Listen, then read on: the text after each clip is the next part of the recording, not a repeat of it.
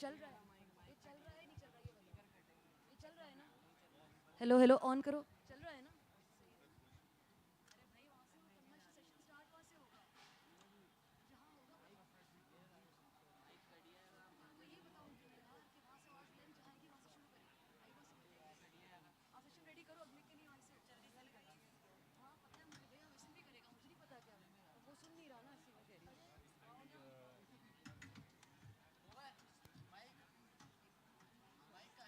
Hello.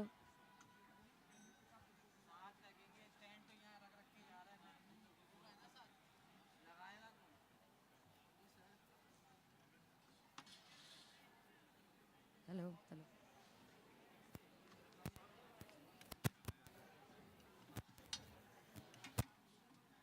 Signal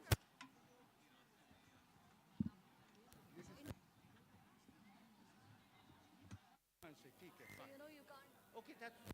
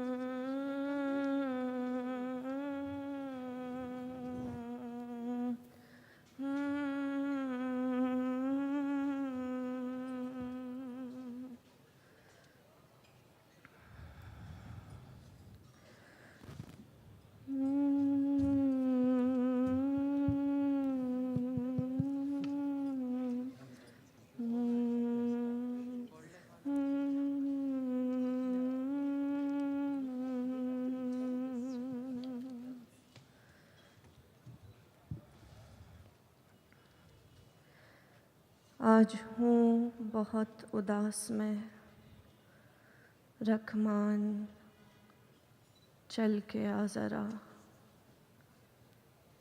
आज है बड़ी कमी तेरी, है दिल में कुछ तो लौट आ। कुछ सोच तू क्या हाल है, बेहाल हूँ बेहोश हूँ। कुछ जान ले ये मान ले, तू इश्क को पहचान ले। ज़ख्म मेरे हाथ में थमा गया, रुला गया, अमानत सा रखा है, तू आके मुझसे छीन जा। ना सही कुछ ना सही, तू कह तो दे प्यार नहीं।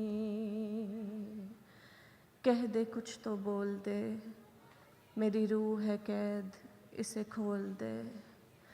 अभी जा अभी जा अभी जा अभी जा, बैठी हूँ मैं तेरे इंतज़ार में यहीं। अभी जा अब ना सता, अभी जा अभी जा अभी जा, अब ना सता। दूर दूर रह के तुझे क्या है मिला, ज़रा बता। नहीं रहूँगी तेरे बिन अब एक और लम्हा। भी जा भी जा, अब न सता। भी जा अभी जा अभी जा, अब न सता। अभी जा आज हूँ बहुत उदास मैं, रखमान चल के आ ज़रा। आज है बड़ी कमी तेरी, है दिल में कुछ तो लौट आ। भी जा भी जा, अब ना सता। अभी जा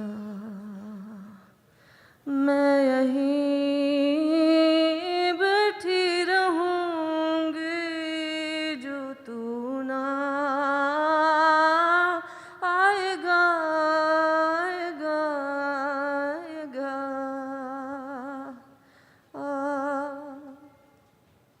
भी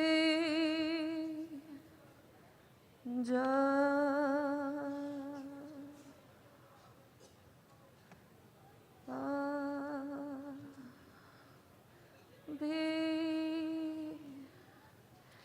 Good evening, ladies and gentlemen. This was my performance work titled Baptism, enacted by Umaina Khan, Jamal Ashiqain, and Farrukh Shahab.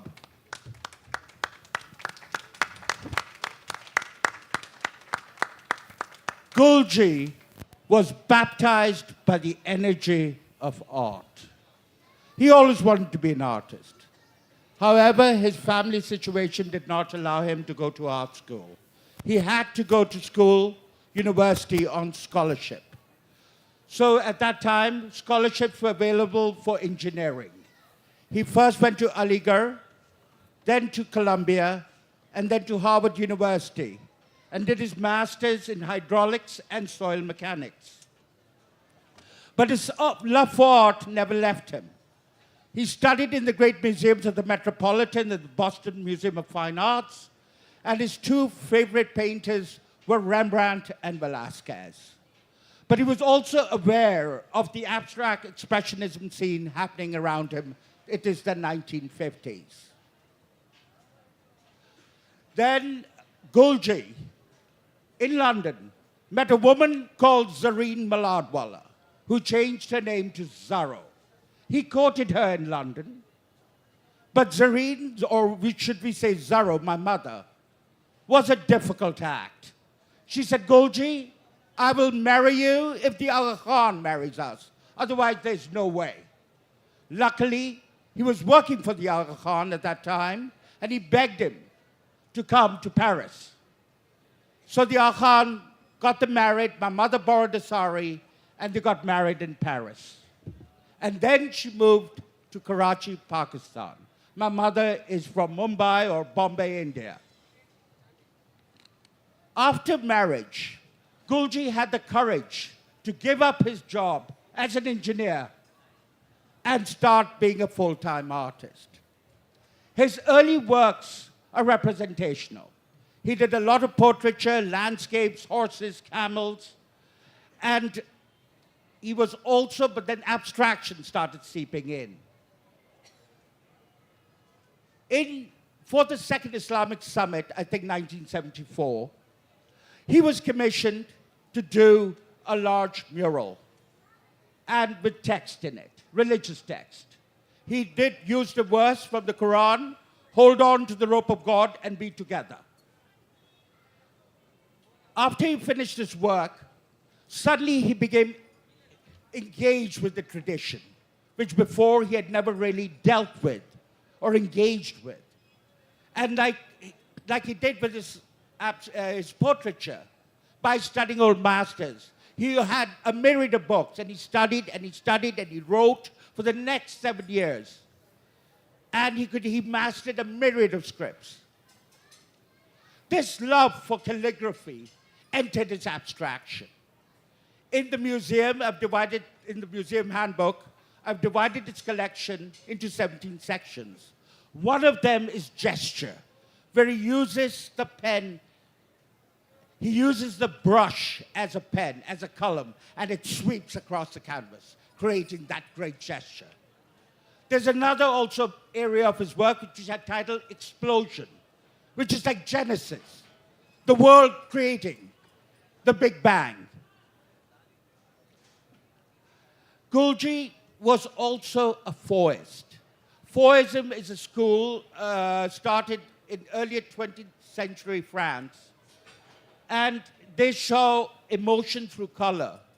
In fact, Matisse, one of the great followers of Fahyism, mentioned about Gustave Moreau, one of his teachers, and he said, he did not lead us on the roads, but he led us off the roads. He destroyed our complacency. That is the emotion when you look at a Gulgee, your complacency is shattered. The way he uses color, the way he brings different spectrums together. In the 80s, a certain color that he had never used before entered his oeuvre. It was a strange pink that could only be found in Japan. It's reminiscent of cherry blossoms and renewal. Traditionally, he always used ultramarine blue. But then in the 80s, cobalt blue came in. This radioactive, throbbing blue of cobalt. This love for color can also be seen in his sketches. His sketches are not monochrome. He uses a myriad of colors of paper. His pencil changes color. And Gulgee, the sketches in the museum collection are organized thematically, according to subject matter. His great love for polo, horses, camels, and the people of Pakistan. Gulgee wandered across the country he was born in and captured the people there. These people are not passive. They actively look at you, addressing you. You're looking at me, but I'm also looking at you.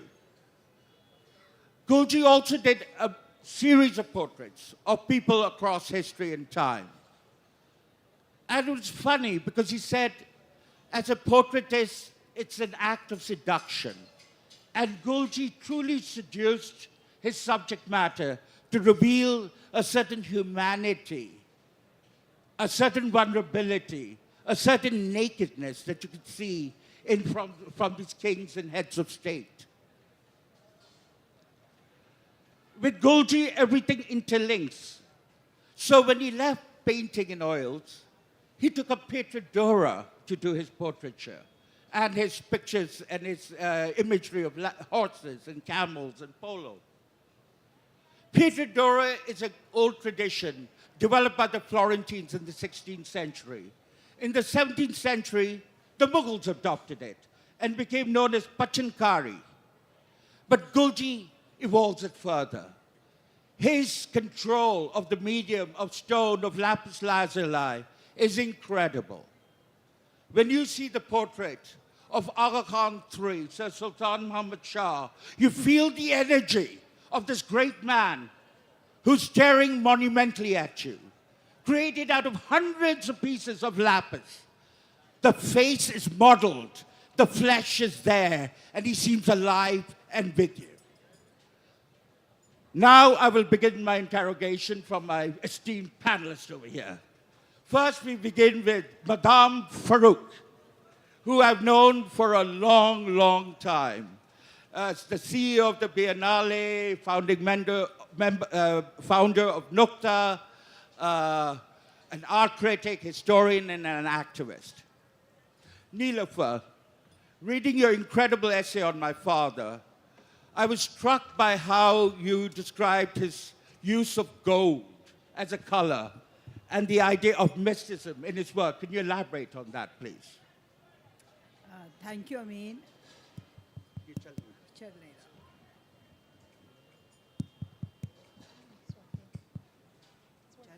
Okay, great. Thank you, Amin, for inviting me on this panel, as well as asking me to contribute to the handbook. I think when you look at Gulgee's work, particularly of the last maybe 30 years or so, the gold takes over just as much as other colors are there. So as you said, he picked up pink, this fascinating, raw, glorious pink from Japan. Just like that, we look at gold and we say, where is the gold coming from? The modernists did not use gold. But then Gulgee is actually harnessing all that, the culture from around him, the context in which he's born, and gold comes from there. All the shrines you can go to, in fact, if you look at not only shrines, but all holy places, you look at Buddha, how gold leaf, as a offering, you take a gold leaf and you go onto Buddha's statue and you kind of, with your own hands, slowly kind of paste it on that or rub it onto it, whatever the case may be. And if you go to any of our shrines, you see gold offerings. How are those offerings? You see these little dupattas, these little strips of fabric that have gold gota on them. You see these minarets, they have gold on top. So gold is very present in spirituality and places of the saints. So that, I think, is where Gulgee's gold comes from. You cannot separate the color from his offering to the spiritual being, the spiritual environment around him. So I think the gold comes from there, primarily. So it's from here, it's from his own feeling of reverence, That's how gold appears in Gulgee's work. Thank you, Niilofur. And our father always said that gold was a color for us in South Asia. Gold is a color. My next question is for Miss Khawaja, Madame Khawaja, who wrote a marvelous article about the Gulgee Museum. It's funny when you bring someone from the outside into the game. They have insights that you've never thought of yourself, the obvious ones. For instance, Velázquez and Rembrandt, Ms. Khawaja noted, were at the same time period. But then she also noted something fascinating, that there's a movement in his sketches that evoke his calligraphic work, that evoke his abstraction, the play of negative and positive. And I wonder if Ms. you could elaborate on that. Thank you, Amin. I think this is one of the great successes of having a museum such as you have created, that you can see the time frame. Because sometimes when you see work in periods and not in a continuity, there are things that you miss out on, which appear to you only because you have the privilege of being able to put disparate periods in an artist's life together. And this is what emerged for me when I walked through the Gulgee Museum several times. And the question for me was, what took this man, who was a people's man, but a very private artist, because he never really talked about his own relationship, his introspection to art, what took him from those fantastic and realistic line drawings that captured form so beautifully to those fabulous colors of the cosmos? What was that release in Gulgee? What was the evolution that he went through, which he never wrote about, and which I so wish we could talk to him about, but now we have to interpret his art through the work that is at the museum. And that is where I noticed that there were two sketches. One he had done in the late 60s of the harbor, and one he had done, I think, of a market scene in Karachi in the early 70s. And there was this sinuous arrangement in the composition of lines in an S-curve. And that S-curve comes through in all his abstractions. He completely loses linearity, and he loses himself in the movement of the S-curve. And for me, it was like there was a germ there earlier which grew into a tree which didn't resemble the seed, but it was so beautiful to maybe make that connection, which is speculative, but nevertheless, it is something that the museum is allowing us to contemplate. Thank you. And you know, you say, oh, I wish he'd been alive and we could have asked him. But my father was famously taciturn about why. He just wouldn't answer it. He was so charming, he could just dance his way away, and you'd never know the reason why. Okay, Shah, Mademoiselle Shah. You know, I really, really enjoyed your essay on my father, putting him in time context, putting him with all of these historical personalities. Could you perhaps elaborate on that? Absolutely. It was such an honor when you asked me to contribute an essay. And I was at a loss because I'm a writer and art is beyond me, visual art. I look at it, I admire it, I'm jealous of people who can create it, but I certainly couldn't count myself as a visual artist. So I had to find another way to relate to your father's work. And for me, as a writer, I understood what he was doing when I saw his portraits of people, not just famous politicians and leaders and rulers, but also ordinary people, people on the street, people in his travels, wherever he had gone, whatever came to him. As a writer, we are always looking for a way to paint a portrait of characters, but we do that with words. Artists do that, obviously, with their materials, brushes and pens and ink and color. But there is a basic understanding of psychology and what it is that makes people alive and beautiful. And that's the thing that I think I understood in Gulgee's work. Because when I looked at his portraits, for example, the one you mentioned of Aga Khan III, the portraits in lapis lazuli, they were bursting with energy. They were portraying a liveliness and an aliveness of a person who had passed away a long time ago. But he had captured that essential psychology of the person. It was in the eyes, it was in the set of the jaw, it was in what the person did with their hands. These are all details that I look for as a writer to put down on a page when I'm creating a character or when I'm writing about a character. And I also want to say that a long time ago, it must have been 1996 or 1997, I was given the opportunity to interview Gulgee, and I came to the house that you had in KDA, and I was very young and very nervous, and I had no idea what I was going to ask this illustrious artist. And I said to him, "How do you do what you do?" He didn't dance away.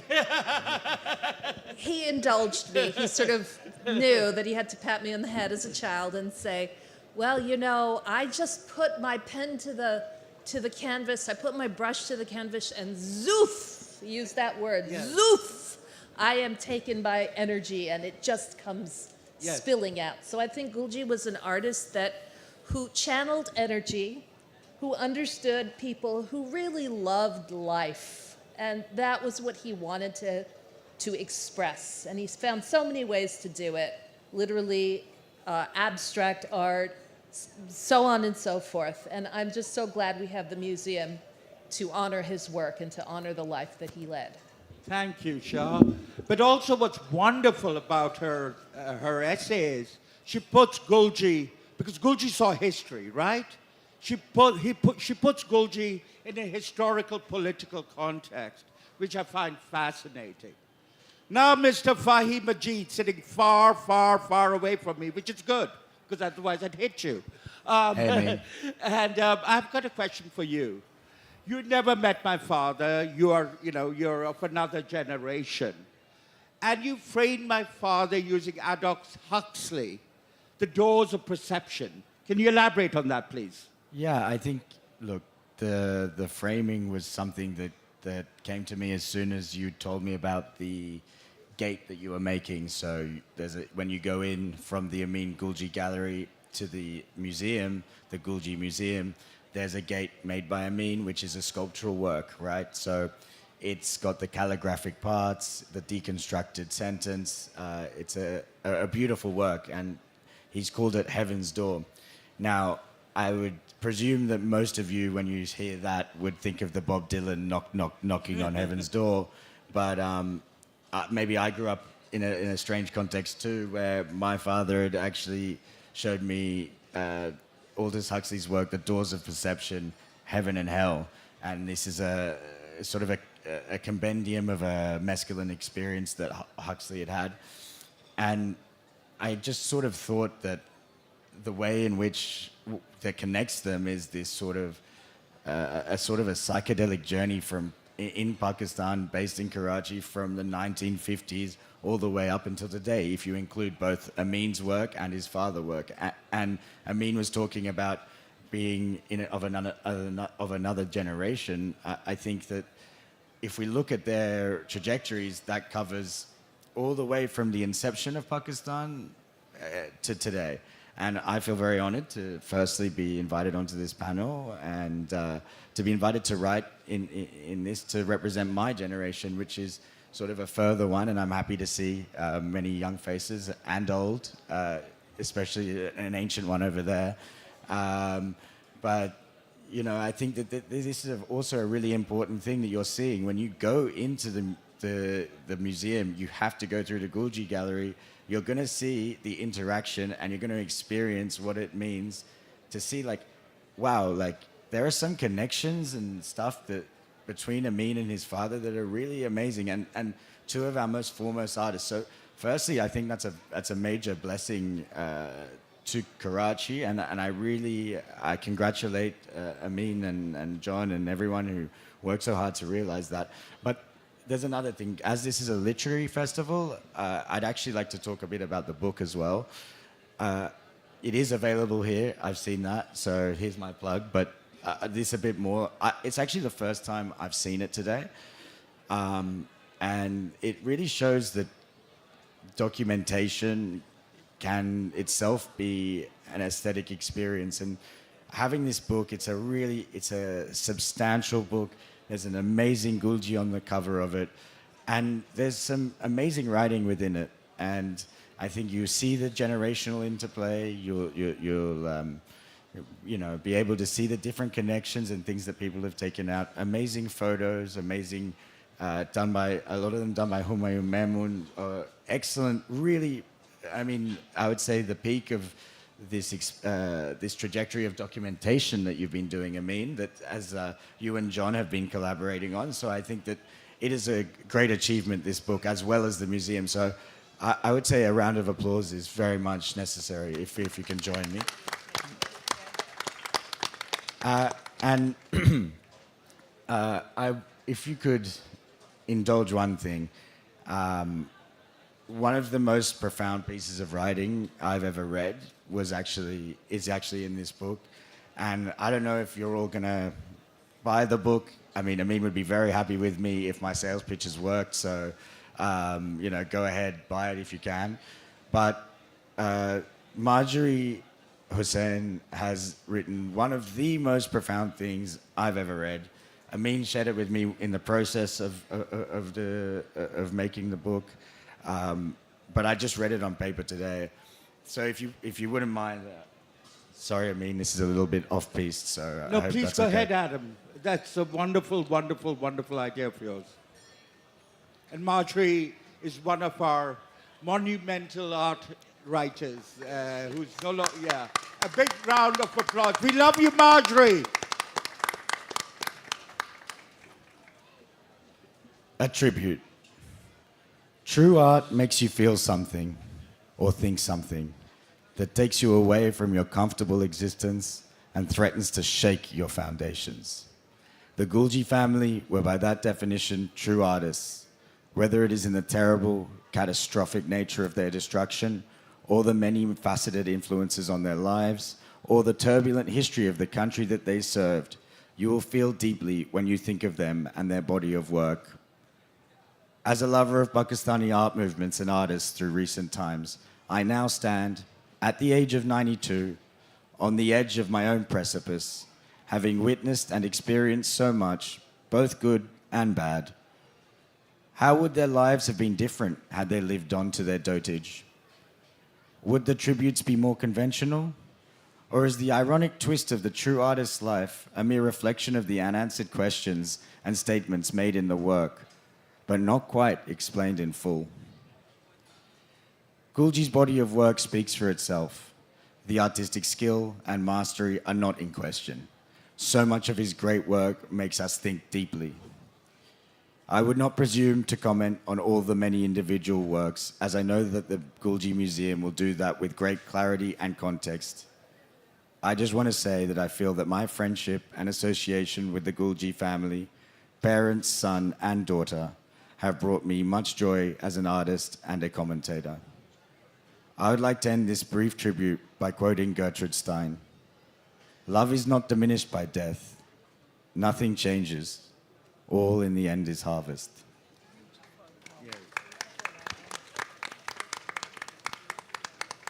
Thank you, Adam. And thank you for your wonderful essay as well. It's that's the great thing about to do this sort of experience is the surprise. And the way you framed my father's work, I mean, it gave me insight upon it while looking at the paintings. Yes, they're trippy and they're fantastic, and they take you onto another dimension. Lastly, there's Mr. Mccarry, who's the editor of the Gulgee book. Can you describe your process on how it all came about? Okay. Thank you, Amin, and it's a real honor to be sitting on this panel with all of you. Speak on the mic. Okay, I'll try. Okay, again, thank you so much, Amin, and I'm really honored to be on this panel. It's the process of compiling this book was very interesting. As you know, you and I worked very closely on it. And you're someone who is obsessive about documentation, both as a visual artist in your own right and as a curator. So we worked very, very closely together with, I mean, it was a collaborative effort. Most importantly, I have to mention Kieran Ahmed, who is the designer for this book, as well as Amin's monograph, which was published earlier this year. And we sort of worked as this kind of, this team, the three of us together. And the first order of business, of course, was the documentation. So we got Humayun Mayman to come in and photograph all of the paintings and mosaics and sketches that are in the collection, which was an enormous, enormous task. And then we started thinking about writers. Who do we approach? And of course, and luckily we've got to know many, many writers over the years. And so we thought, oh, all these brilliant writers, some, for example, the ones sitting on this stage, and to reach out to them and not say, okay, this is your assignment, this is what you want you to do, but say, okay, consider Gulgee's oeuvre and what would engage you and what aspect would engage you. And what was interesting, because you think, oh, there might be overlap, but there wasn't. I mean, first of all, because Gulgee had a vast trajectory and there was so much to look at and to probe into. And as Amin mentioned earlier, I mean, Bina Shah wrote this absolutely brilliant, brilliant essay where she discussed his portraiture. But it was not just portraiture as you think of heads of state, but it was also sketches he made of sort of, men and women and children on the street. I mean, he had this very sort of impartial eye, and Bina really captured that perfectly. And she also put it into this context of the ever-shifting geopolitics of the 20th century, which is so helpful for the book. And then there were other writers. Niilofur wrote an absolutely brilliant essay about, Gulgee the modernist, and really, really looking at the work very closely and coming up with wonderful, wonderful original insights and how they relate to, the visual aesthetics of Pakistan and South Asia at large. Adab wrote this absolutely terrific essay, which, I mean, Adab is someone who knows Amin's work a little better than his dad's, because Adab wrote his master's thesis from the School of the Art Institute of Chicago in the US on Amin's work.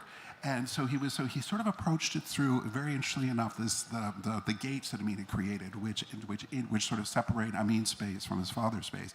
And he kind of used this sort of you're crossing sort of these doors of perception. It was absolutely beautiful, beautiful metaphor for his way of approaching Gulgee's work through the eyes of his son, the curator. I thought that worked absolutely beautifully. There were just so many interesting essays. Caduce's essay, Atika Ali wrote a fantastic essay. But as you see, the text is sort of divided into two sections. There's the front of the book and the second part of the book.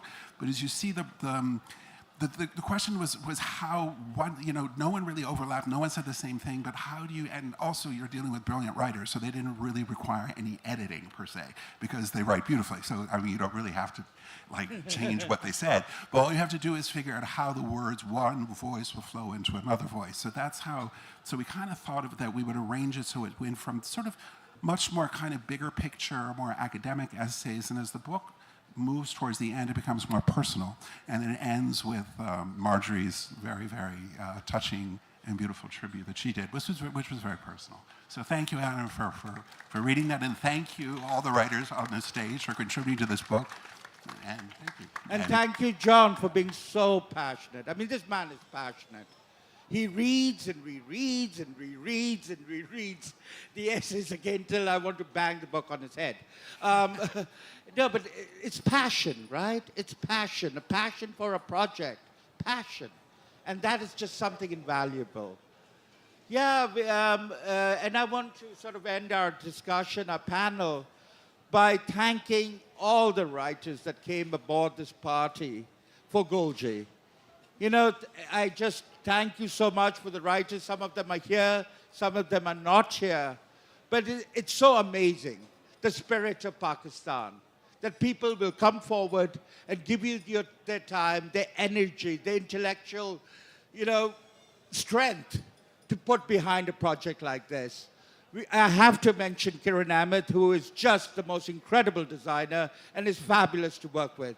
Her aesthetic is clean and simple, and it's very much up my alley. I thank you all so very much. I thank the audience for being here. Thank you all. Thank you, G.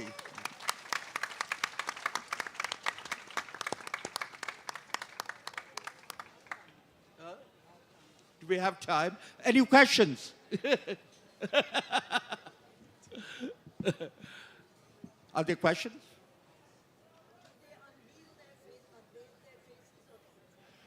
Well, you can.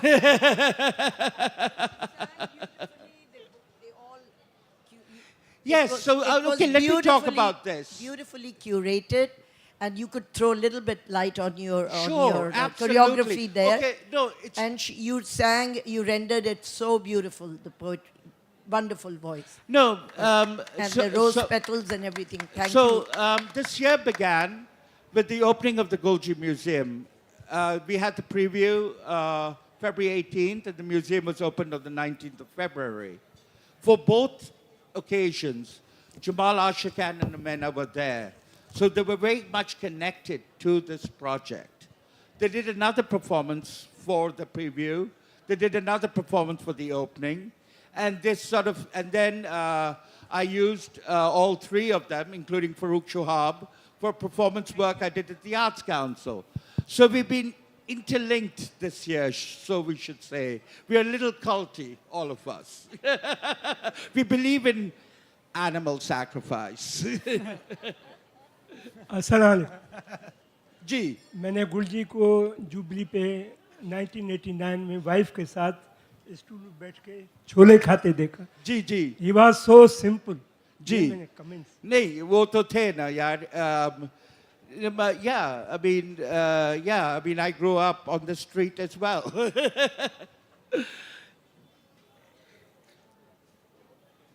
Well, gee.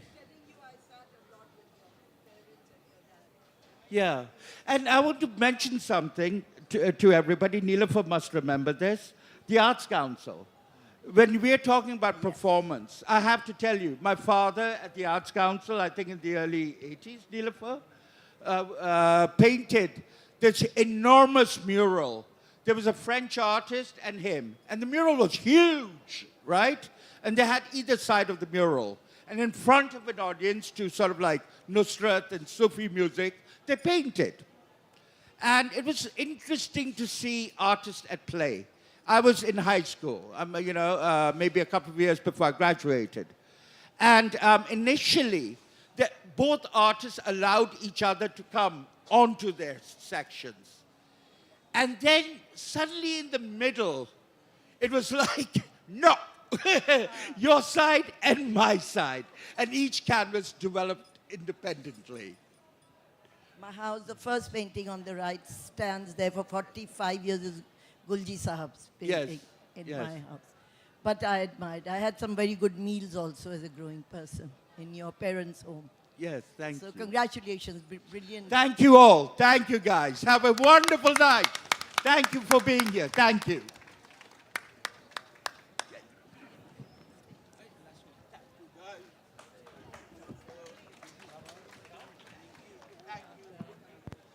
It's fun. Inshallah. Oh, Nice performance. hey, these people. Oh, hey, well, they've been uncovered.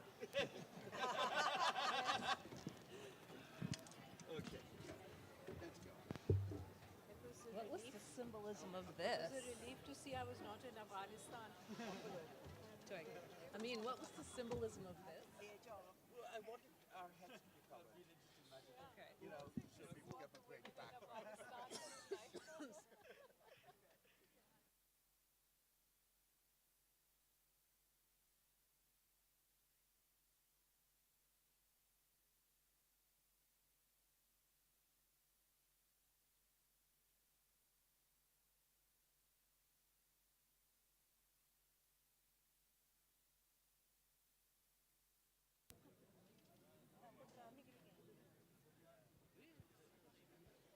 Respected audience, next we are going to have a music concert by Fahy-Majeed Sahab. So if you are interested, so please, you can keep waiting here.